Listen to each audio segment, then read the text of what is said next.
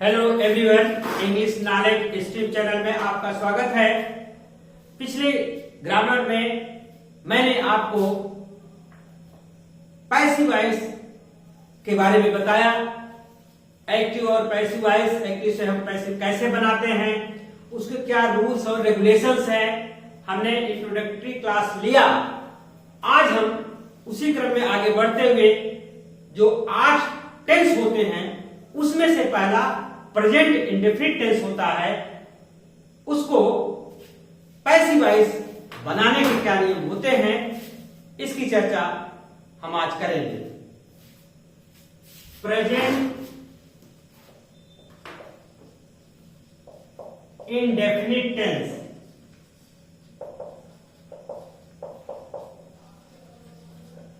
Present indefinite tense हम जानते हैं, एक्टिव वॉइस के नियम सब जानते हैं, और हम पैसिव वॉइस का नियम आपको बता रहे हैं। अफर्मेटिव सेंटेंस, अफर्मेटिव सेंटेंस, इसका जो स्ट्रक्चर होगा पैसिव बनाने के नियम, पैसिव बनाने के नियम, जो इसका स्ट्रक्चर होगा, जैसा कि पैसिव वॉइस में पहले ऑब्जेक्ट लिखा जाता है कर्म, फिर उसके बाद रूल है इसका इज, एम, आर, उसके बाद वर्ब की थर्ड फॉर्म, फिर उसके बाद बाई प्लस कर्ता। कर्ता का रूप जो मैंने बताया है पिछली वीडियो में, वो कर्ता का रूप हो जाएगा। अब यहां ध्यान देने योग्य बात यह है कि जब हम एक्टिव से पैसिव बनाते हैं तो ऑब्जेक्ट यदि एक रहता है ऑब्जेक्ट तब तो हम कर लेते हैं, लेकिन ऑब्जेक्ट अगर एक से अधिक आ जाते हैं तो उसको कैसे करेंगे ये हम आपको बताने वाले हैं। जैसे he teaches us grammar in the class daily। ध्यान दीजिए, यहां पर he teaches us grammar in the class daily, तो हम किस ऑब्जेक्ट को लें? ऑब्जेक्ट के बारे में आप जानते हैं कि ऑब्जेक्ट दो प्रकार का होता है। ऑब्जेक्ट होता है दो प्रकार का। पहला होता है डायरेक्ट ऑब्जेक्ट,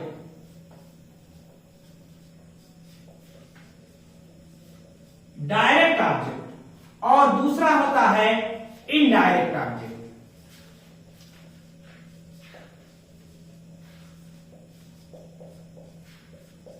यह बात ध्यान रहे कि जो डायरेक्ट ऑब्जेक्ट होता है वो हमेशा वस्तु होती है, और ये डायरेक्ट ऑब्जेक्ट जो होती है ये हमेशा वस्तु होती है, और ये इनडायरेक्ट ऑब्जेक्ट ये ह्यूमन बीइंग होता है, ह्यूमन बीइंग, और ये थिंग होती है।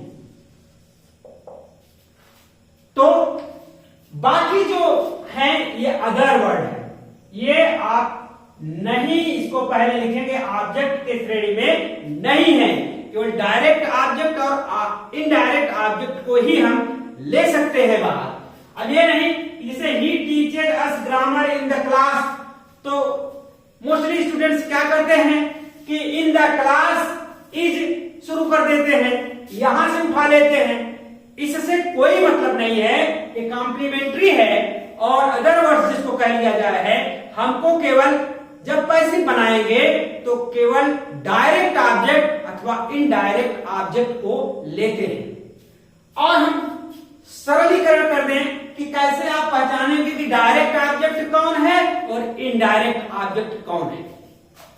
डायरेक्ट ऑब्जेक्ट जो होता है वो हमेशा क्वेश्चन में व्हाट व्हाट से जो क्वेश्चन करते हैं, जो आंसर आता है वो डायरेक्ट ऑब्जेक्ट होता है। जैसे व्हाट, व्हाट माने क्या, हिंदी में अगर लिखेंगे तो क्या, इसका जो आंसर आएगा वो आएगा डायरेक्ट ऑब्जेक्ट।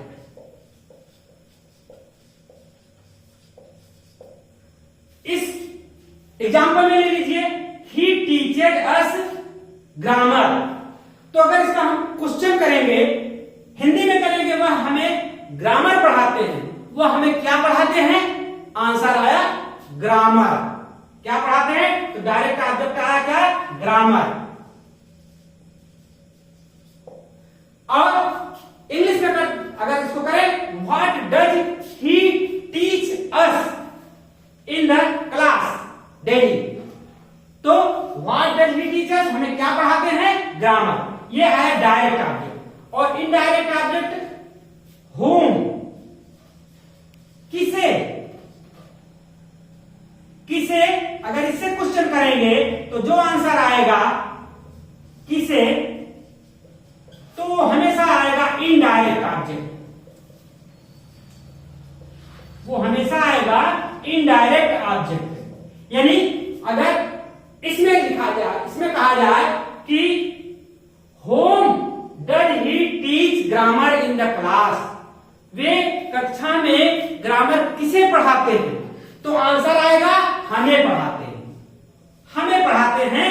तो ये हमें जो हुआ, ये हमें, हम लोगों को पढ़ाते हैं, इसका मतलब है ह्यूमन बीइंग है, ये इनडायरेक्ट ऑब्जेक्ट हुआ। इसमें आया आपका डायरेक्ट ऑब्जेक्ट ग्रामर, ये रहा, और इसमें इनडायरेक्ट ऑब्जेक्ट जो आएगा वो है, हो जाएगा अस। तो इस प्रकार से डिफरेंशिएट कर लीजिए कि डायरेक्ट ऑब्जेक्ट अगर हम क्या से लगाएंगे, जो आंसर आएगा वो डायरेक्ट ऑब्जेक्ट होगा, और अगर होम से लगाएंगे, किसे, किसे अगर लगाएंगे तो जो आंसर आएगा वो इनडायरेक्ट ऑब्जेक्ट होगा। कभी कभी आप देखते हैं, पूछ लेते हैं कि वह स्कूल जाता है, ही गोज टू स्कूल, तो स्टूडेंट्स उसका पैसिव बना देते हैं कि school is gone by him. That's wrong, वो गलत है। क्यों गलत है, क्योंकि उसमें ऑब्जेक्ट डायरेक्ट ऑब्जेक्ट ही नहीं है और ना इनडायरेक्ट ऑब्जेक्ट है, तो पैसिव कैसे बनेगा। पैसिव बनाने के लिए तो भाई हमें चाहिए ना डायरेक्ट ऑब्जेक्ट हो या इनडायरेक्ट ऑब्जेक्ट हो। तो क्वेश्चन ये उठता है कि अगर जैसे इसमें ही टीचेड इन द क्लास डेली, इस सेंटेंस में ले लीजिए, तो अब इसका आप पैसिव में थोड़ी बनाएंगे कि in the class is teached by him, नहीं। क्यों, क्योंकि इसमें ना तो डायरेक्ट ऑब्जेक्ट है और ना इनडायरेक्ट ऑब्जेक्ट है। तो आपको ध्यान ये रखना है कि जो सेंटेंस हो उसमें डायरेक्ट ऑब्जेक्ट अथवा इनडायरेक्ट ऑब्जेक्ट है कि नहीं, यह पता लगा लेना है, तब पैसिव करना है। और उसको पता लगाने का जो मैंने आपको बताया है ये रूल कि व्हाट लगाएंगे तो डायरेक्ट ऑब्जेक्ट निकल जाएगा, और अगर होम लगाएंगे तो इनडायरेक्ट ऑब्जेक्ट आ जाएगा, और अगर वेयर लगाते हैं तो वो डायरेक्ट ऑब्जेक्ट और इनडायरेक्ट ऑब्जेक्ट नहीं आएगा। जैसे इसमें अगर वेयर लगाएंगे, वेयर लगाने से जो आंसर आता है उसका पैसिव बनता ही नहीं, क्योंकि न तो डायरेक्ट ऑब्जेक्ट आएगा न तो इनडायरेक्ट ऑब्जेक्ट आएगा। तो आप इसको ध्यान दें, इसको नोट कर लीजिए। हम आपको नहीं, रुक जाइए, हम लिख देते हैं इसको, हम आपको करके दिखाते हैं। अब इसमें ये देखिए, he teaches us grammar in the class. अब इसमें यह बात आती है कि हम कौन से ऑब्जेक्ट को लें, तो इसके लिए आप स्वतंत्र हैं, चाहे डायरेक्ट ऑब्जेक्ट ले लें चाहे इनडायरेक्ट ऑब्जेक्ट ले लें। दोनों स्थितियों में आपका पैसिव वॉइस सही रहेगा। जैसे हम पहले इससे लेते हैं, ग्रामर इधर को छोड़ दीजिए, ये नहीं लेना है, आप लिखेंगे grammar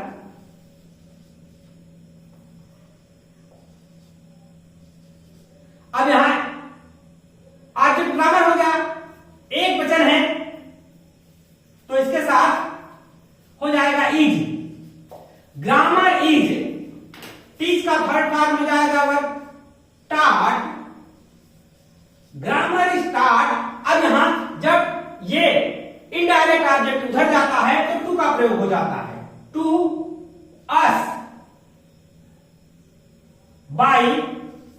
him in the class daily, in the class daily, ये एडिटिव रहेगा। अब यहां देखिए आपने ग्रामर से लिया, अब अगर आप चाहें इस डायरेक्ट ऑब्जेक्ट से करें वो भी सही रहेगा, जैसे इनडायरेक्ट ऑब्जेक्ट से हम करते हैं, अब तो डायरेक्ट ऑब्जेक्ट से कर लिए, इनडायरेक्ट से करते हैं, ये अस का क्या हो जाता है वी, वी का अस और अस का वी, तो वी अब बहुवचन हो गया तो यहां आर आ जाएगा, we are taught grammar by him in the class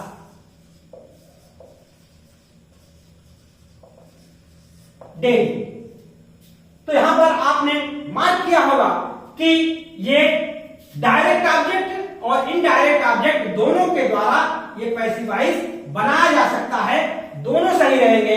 ध्यान देना यह है आपको कि जब डायरेक्ट ऑब्जेक्ट और इनडायरेक्ट ऑब्जेक्ट ना रहे तो उसका पैसिव कभी बनता नहीं है। तो आप हम इसको क्लीन करते हैं, आप इसको नोट कर लीजिए, फिर हम आगे और कुछ रूल बताते हैं। तो आपने देखा कि डायरेक्ट ऑब्जेक्ट और इनडायरेक्ट ऑब्जेक्ट किस तरह से आते हैं।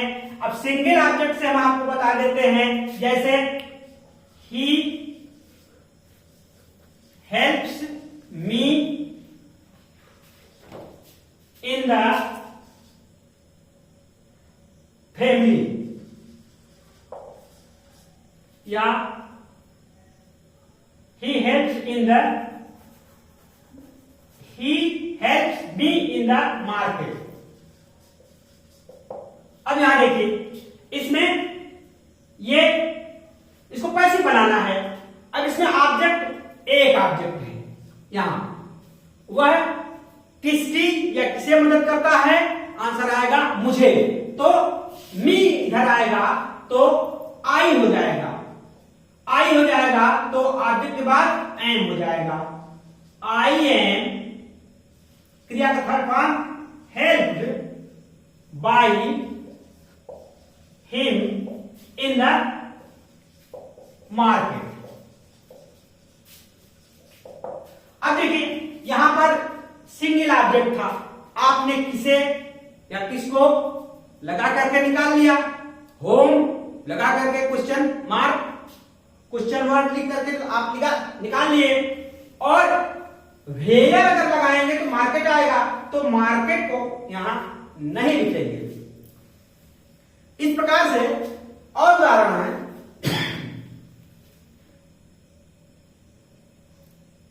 I give him my pen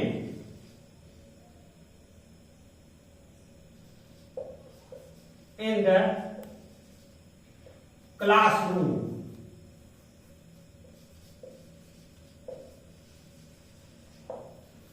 यहां देखिए हिम और पेन, हिम और पेन ऑब्जेक्ट है। अब आप इसको लिख सकते हैं, जैसे pen is given to him in the class room by me. इसमें यह बताना चाह रहा था कि बाय हिम या तो यहां कर दीजिए, अगर आप लास्ट में भी बाय मी ले जाते हैं तो अर्थ पर कोई फर्क नहीं पड़ेगा। Pen is given to him in the class room by me. यहां तात्पर्य है कि आप जब लिखेंगे तो मोस्टली तुरंत बाय भी लगा दिया जाता है, या बाय और सब्जेक्ट को लिख दिया जाता है, और जो रिमेनिंग वर्ड्स रहते हैं, अदर वर्ड्स रहते हैं, उसको लास्ट में ही रखा जाता है, कंफ्यूजन ना क्रिएट हो। बट अगर आप ऐसा भी कर देते हैं तो वो भी ठीक माना जाता है। तो आज की वीडियो में आपको मैंने प्रेजेंट इंडेफिनिट अफर्मेटिव सेंटेंस के पैसिव वॉइस को बताया, उसमें जो टेक्निकल चीजें थी उसको मैंने बताया, डायरेक्ट ऑब्जेक्ट इनडायरेक्ट ऑब्जेक्ट को बताया। अब नेक्स्ट वीडियो में हम आपको नेगेटिव सेंटेंस के बारे में बताएंगे, पैसिव बनाने का नियम बताएंगे। आप बने रहिए चैनल पर और don't forget to subscribe the channel और thank you for watching this video.